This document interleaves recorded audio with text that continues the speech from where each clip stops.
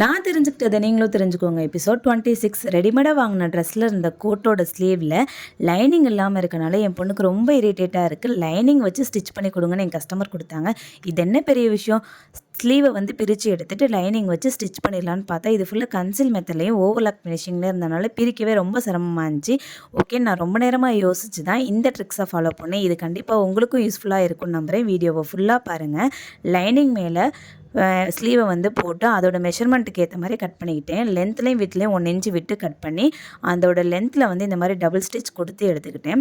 இப்போ கோட்டோட ஸ்லீவை வந்து wrong side turn பண்ணி வச்சுட்டு நம்ம ஸ்டிச் பண்ணி வச்சுருக்கோம் இல்லையா, அந்த லைனிங் கிளாத் வந்து மேலேயும் கீழே கரெக்டாக இருக்கான்னு பார்த்துட்டு இந்த மாதிரி அந்த ஸ்லீவை உள்ளே இன்சர்ட் பண்ணிவிட்டேன். அந்த ஆர்ம் ஹோல் ரவுண்டை கரெக்டாக ஃபிக்ஸ் பண்ணி அந்த ரவுண்டு ஃபுல்லாகவே ஸ்டிச் பண்ணி இந்த மாதிரி எடுத்துக்கிட்டேன்.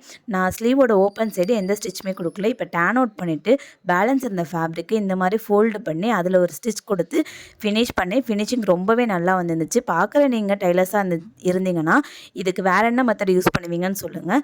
இந்த மாதிரி டிப்ஸுக்கு நம்மளோட பேஜை மறக்காமல் சப்ஸ்கிரைப் அண்ட் ஃபாலோ பண்ணிக்கோங்க. டாட்டா பாய்.